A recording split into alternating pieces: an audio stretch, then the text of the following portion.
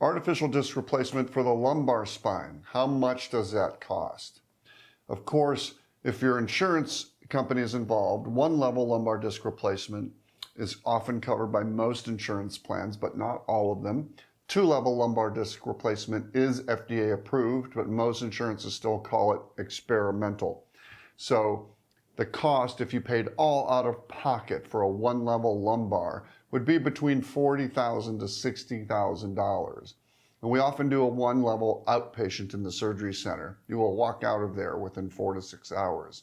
But included in the cost are 4 things. The surgeon's fee, there's always an assistant surgeon's fee. Anesthesiologist is a separate fee.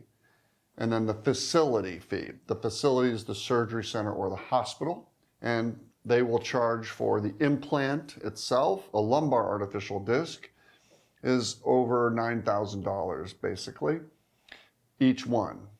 And you have imaging services to do the fluoroscopic guidance during the surgery. You have technicians that are monitoring your spinal cord and nerve roots during the surgery. They have specific costs as well.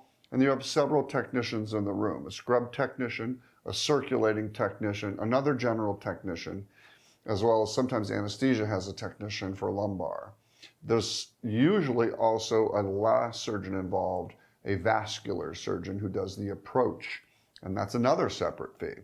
So the lumbar disc replacement is more expensive than the cervical, but lumbar disc replacement basically can be done for between $40,000 to $60,000 at most centers in the United States.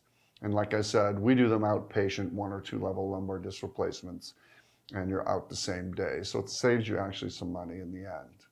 But I hope that helps.